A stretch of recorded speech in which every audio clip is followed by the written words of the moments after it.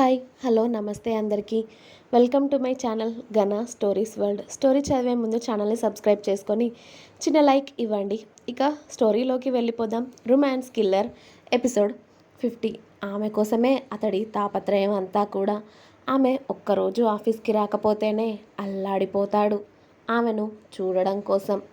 ఆమె అటెన్షన్ అంతా కూడా అతడి మీదే ఉండాలి అనుకుంటాడు సాత్విక్. అంత మంచోడిని ఎవరైనా వదులుకుంటారు.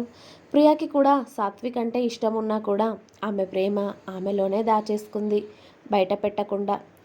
ఇలా స్థాయి అంటూ మాటలు వస్తాయని, పైగా ఆమె వల్ల వాళ్ళ అమ్మ నాన్నకి మాట రావడం ఇష్టం లేదు. సాత్విక్ మాటలని విన్న విశ్వ ఏంట్రా ప్రాబ్లం అని వచ్చి సుహ పక్కన కూర్చొని ఆమెని అడిగాడు. సాత్విక్ కిల్లర్ అతడి పేరు ప్రియాని ప్రేమిస్తున్నాడు. కానీ ప్రియా భయపడుతుంది. వాళ్ళు డబ్బున్న వాళ్ళు అంట చాలా. వాళ్ళ అమ్మా నాన్న ఒప్పుకోరు, వీళ్ళ అమ్మా నాన్న ఒప్పుకోరు అని. ఆ విషయం చెప్పినా కూడా సాత్విక్ వినడం లేదు అంట. కానీ సాత్విక్ మాత్రం ప్రియనే పెళ్లి చేసుకుంటాను అని చెప్తున్నాడు. మీ ఇంట్లో వాళ్ళని ఒప్పించి తనని పెళ్లి చేసుకుంటాను అని వీళ్ళ ఇంటికి వచ్చి మాట్లాడితే సరిపోతుంది కదా అన్నాడు విశ్వ సాత్విక్ వైపు చూస్తూ. చెప్పాను సార్, నేను అలా మాట్లాడతాను అంటే కూడా వాళ్ళు ఒప్పుకోరు. నువ్వు మాట్లాడి వేస్ట్ అని నన్ను వెనకడుగు వేసేలా చేస్తుంది సార్ ఇది. నువ్వు నిజంగా తనని ప్రేమిస్తే, మీ ప్రేమ నిజమైందే అయితే ఖచ్చితంగా మీ ప్రేమ గెలుస్తుంది, తను నీకు దక్కుతుంది. నువ్వు ప్రయత్నమే చేయండి తనని అంటే మాత్రం ఏం లాభం? ముందు మీ అమ్మ వాళ్ళతో మాట్లాడి మీ అమ్మ నాన్నని ఇక్కడికి తీసుకురా. వాళ్ళ అమ్మా నాన్న మాట్లాడాక మీ పెళ్ళికి వాళ్ళకి వీళ్ళకి అబ్జెక్షన్ లేకపోతే అప్పుడు చూద్దాం. అంతేగాని తనని మాత్రమే ఎందుకు ఇబ్బంది పెట్టడం? వాళ్ళ అమ్మా నాన్న ఒప్పుకుంటే తను కూడా ఒప్పుకుంటుంది కదా అన్నాడు విశ్వ. నిజంగా మన రెండు ఫ్యామిలీస్ ఒప్పుకుంటే మన పెళ్ళికి నీకు ఎలాంటి ఇబ్బంది లేదు కదా ప్రియా అని అడిగాడు సాత్విక్ ప్రియా వైపు చూస్తూ. ప్రియాకి ఏమని చెప్పాలో తెలియక సుహా వైపు చూసింది. నన్నేం చూస్తావు ప్రియా, అడుగుతున్నాడు కదా చెప్పు. నువ్వు చెప్పే డెసిషన్తోనే నీ లైఫ్ ముడిపడి ఉంది. వాళ్ళ అమ్మ నాన్నకి మా అమ్మ నాన్నకి ఎలాంటి అభ్యంతరం లేకపోతే సాత్విక్ని పెళ్లి చేసుకోవడం నాకు ఇష్టమే అక్క. కానీ మా రెండు ఫ్యామిలీస్లో ఎవరికి ఇష్టం లేకపోయినా నేను వీడిని పెళ్లి చేసుకోలేను. ఆ తర్వాత నన్ను బలవంతం చేయకూడదు పెళ్ళి అని. అందరి సంతోషంతో మా పెళ్ళి జరిగితే నాకు హ్యాపీగా ఉంటుందక్క అని చెప్పింది ప్రియా. ఈ ఒక్క మాట అన్నావు చాలే. ఈ ఒక్క ముక్క ఇన్ని రోజుల నుండి చెబితే ఎప్పుడో మీ వాళ్ళని మా వాళ్ళందరినీ ఒప్పించేవాడిని కదా. ఇవాటి నుండి అదే పనిలో ఉంటే నేను వెళ్ళి మా అమ్మ నాన్నతో మాట్లాడతాను వదిన అని సంతోషంగా చెప్తూ, సార్ మిమ్మల్ని ఎక్కడో చూసినట్టుంది అన్నాడు విశ్వని చూస్తూ. నన్న అన్నాడు విశ్వ. అవును సార్, మిమ్మల్ని ఇప్పుడు కాస్త చిక్కినట్టుగా ఉన్నారు కానీ మిమ్మల్ని ఎక్కడో చూశాను సార్, స్ట్రైక్ అవ్వట్లేదు అని కాసేపు ఆలోచించుకొని, విశ్వక్ సార్ కదా మీరు అన్నాడు సాత్విక్.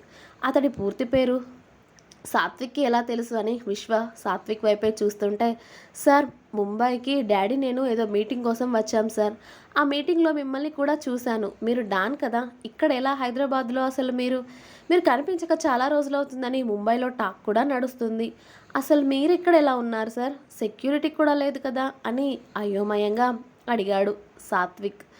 అదొక పెద్ద కథ, నేను తర్వాత చెప్తాలే అని ప్రియా అనగానే సాత్విక్ కాస్త ఎగ్జైట్గా విశ్వ దగ్గరికి వెళ్ళి, హాయ్ సార్, మిమ్మల్ని చూస్తేనే చాలామంది భయపడిపోతారు, అలాంటిది మిమ్మల్ని ఇంత దగ్గరగా చూడడం చాలా ఎగ్జైట్గా ఉంది సార్ నాకు అన్నాడు సాత్విక్. మిమ్మల్ని చూడాలి అంటేనే భయపడిపోతారు సార్, అలాంటిది మిమ్మల్ని ఇంత దగ్గరగా చూస్తాను అని అస్సలు అనుకోలేదు. Nice to meet you sir అని సాత్విక్ విశ్వ ముందు చేయి చాచాడు షేక్ హ్యాండ్ కోసం. విశ్వ సాత్విక్ని ఒకసారి కింద నుండి మీది వరకు చూసి హాయ్ అని సాత్విక్ చేతిలో చేయి కలిపాడు. హో, కానీ మీరిక్కడ ఎలా సార్ అన్నాడు సాత్విక్. ఆ సార్ అని వదిలే అన్నాడు విశ్వ. సార్ అని కాకపోతే ఏమని పిలవాలి సార్? అంటే వదిన అని పిలుస్తున్నాను కదా మీ వైఫ్ని, మిమ్మల్ని అన్నయ్య అనొచ్చా అన్నాడు సాత్విక్. అన్నయ్య అన్న పదం వినగానే ముందుగా ప్రణవ్నే గుర్తొచ్చాడు విశ్వాకి. వాడిని అందరికన్నా ప్రేమగా చూసుకుంది విశ్వానే. అలాంటిది విశ్వాకే వెన్నుపోటు పొడిచాడు. అన్నయ్య అన్న పదానికి ఒక్కసారిగా అతడికి నచ్చలేదు. కానీ సాత్విక్ పిలుస్తుంటే ఎందుకో కాస్త నచ్చేసి హా అని మాత్రమే అన్నాడు. అలాగే సార్. కాదు కాదు అన్నయ్య, నేను మా అమ్మ నాన్నతో ప్రియా గురించి మాట్లాడతాను. ఇక నేను వెళ్తాను. ప్రియా వెళ్ళొస్తాను, వదిన వెళ్ళొస్తాను అని సుహాకి చెప్పి వెళ్ళిపోయాడు సాత్విక్. ఇప్పుడు ఓకేనా నువ్వు అని అడిగింది సుహా ప్రియాని. ఏమో అక్క, భయంగా ఉంది. ముందు అందరూ ఒప్పుకోవాలి కదా, అప్పుడు చూద్దాంలే అంది ప్రియా.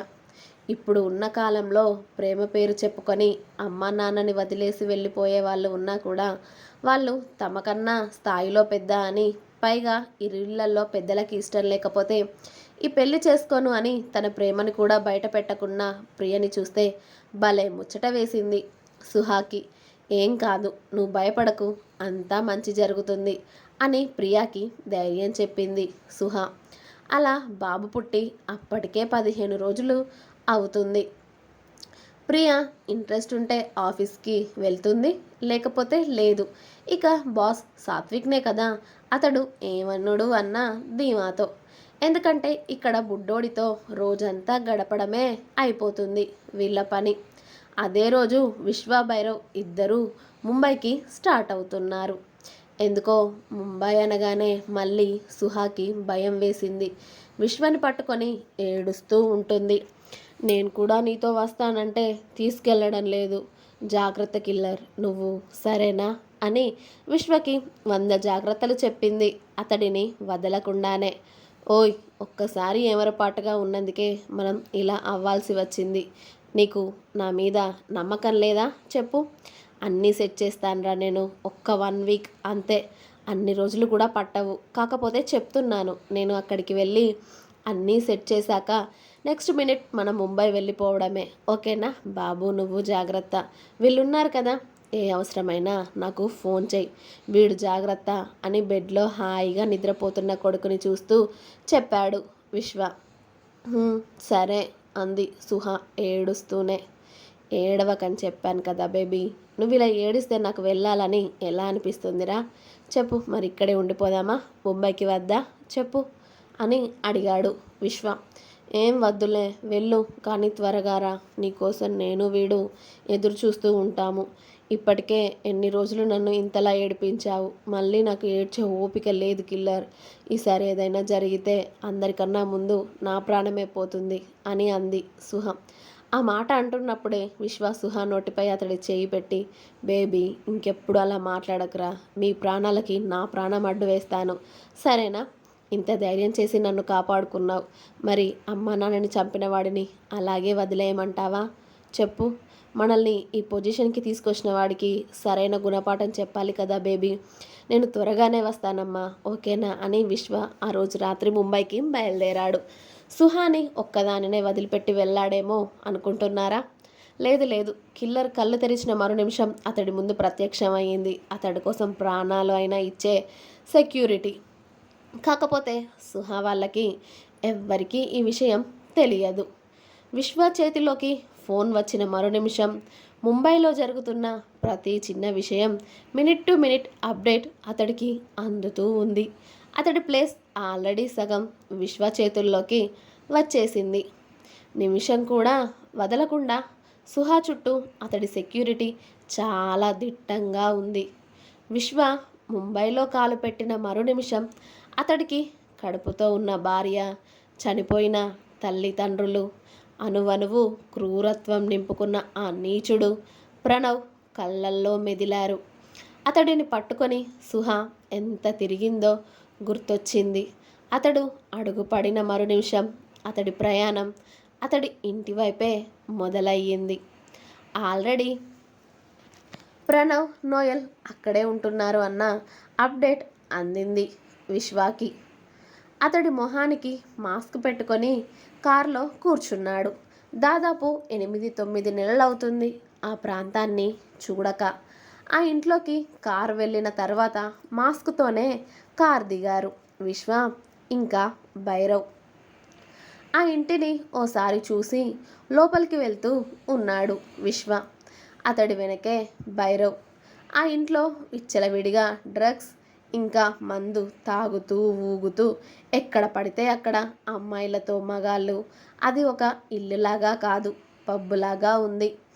ఆ ఇంటిని సుహా ఎంత బాగా చూసుకునేదో విశ్వకి గుర్తు వస్తూ ఉంటే అతడి రక్తం సలసలా మరిగిపోతుంది. అతడి అమ్మా నాన్న అక్కడే చనిపోయిన దృశ్యం ఇంకా అతడి కళ్ళ ముందే మెదులుతుంది. విశ్వ సుహ ఆ ఇంట్లో గడిపిన క్షణాలు అతడికి గుర్తుకు వస్తున్నాయి. కానీ ఆ ఇల్లుని ఇప్పుడు ఆ ప్రణవ్, నోయల్ కలిసి అలా చేయడం చూస్తే విశ్వకి ఎంతకీ కోపం తగ్గడం లేదు. ఏదో డ్రగ్స్ డీలింగ్ మాట్లాడుతూ ప్రణవ్ చాలా బిజీగా ఉన్నాడు. సోఫాలో కూర్చొని అతడు ముందు ఉన్న టేబుల్పై కాళ్ళు ఆరామ్స్గా చాపుకొని వెనక్కి వాలాడు. అతడు ముందుకు వెళ్ళిన విశ్వని చూసి ఆ కటౌట్ ఎక్కడో చూసినట్టుంది అనుకుంటూ, ఎవడిబే నువ్వు అని అడిగాడు పొగ్గరుగా. ప్రణవ్ ప్రశ్నకి విశ్వ మెల్లిగా అతడి మొహానికి ఉన్న మాస్క్ తీశాడు. విశ్వని చూడగానే అక్కడి అందరి మొహాల్లో భయం మొదలయ్యింది. ఒక్కొక్కడి గుండె వణికిపోతూ ఉంటుంది. విశ్వ కోపం ఎలాంటిదో అక్కడ ఉన్న ప్రతి ఒక్కడికి తెలుసు. కొందరు ఎదురుగా చూసిన వారైతే, కొందరు విన్నవారు, కొందరు అనుభవించిన వారు కూడా ఉన్నారు అందులో విశ్వ కోపాన్ని. ప్రణవ్కి ఒక్క నిమిషం ఊపిరి ఆడని ఫీల్. గుండె కొట్టుకోవడం ఆపేసిందేమో అన్నంతలా అయిపోయింది అతడికి విశ్వని చూడగానే. ఆ ఇల్లు మొత్తం ఒక గుండు పిన్ పడినా కూడా శబ్దం వచ్చే అంతలా నిశ్శబ్దంగా మారడంతో నోయల్ ఒక బెడ్రూమ్ నుండి ఒక అమ్మాయిని తీసుకొని బయటికి వచ్చి అక్కడ నిలుచున్న 6 అడుగుల కట్అవుట్ని చూసి కళ్ళు తిరిగినంత పనయ్యింది అతడికి. విశ్వ కదా అన్నట్టు కళ్ళు నులుముకొని మరీ చూసి కంగారుగా చూస్తూ, విశ్వ అన్నాడు నోయల్ నత్తిగా. విశ్వ ఏంట్రా, విశ్వ బాయ్ అని భైరవ్ కూడా మాస్క్ తీయడంతో అక్కడ ఉన్న రాయల్ చైర్లో కాలు మీద కాలు వేసుకొని ప్రణవ్నే సూటిగా చూస్తూ ఉన్నాడు విశ్వ. అతడి చూపుకే సగం చచ్చేలా ఉన్నారు అక్కడ. నోయల్ కళ్ళల్లో భయం స్పష్టంగా కనబడుతూ ఉంటే ప్రణవ్ విశ్వ కళ్ళల్లోకి చూస్తూ ఉండిపోయాడు. నోయల్కి విశ్వ అతడు ఎదురుగా కూర్చోవడంతో అతడి చావే అతడి ఎదురుగా ఉన్నట్టుగా అనిపిస్తుంది. అతడి చావు చాలా దగ్గరికి వచ్చిందని కూడా అర్థమైపోయింది విశ్వని చూడగానే నోయల్కి. ఇంకా ఉంది నెక్స్ట్ ఎపిసోడ్, రేపు వస్తుంది, వెయిట్ చేయండి. అలాగే మీకు కనుక నా స్టోరీ నచ్చినట్టయితే ప్లీజ్ లైక్ చేయండి, షేర్ చేయండి, కామెంట్ చేయండి. అలాగే సబ్స్క్రైబ్ చేసుకోవడం మాత్రం అస్సలు మర్చిపోవద్దు. Please subscribe my channel Gana stories world. Thank you, bye.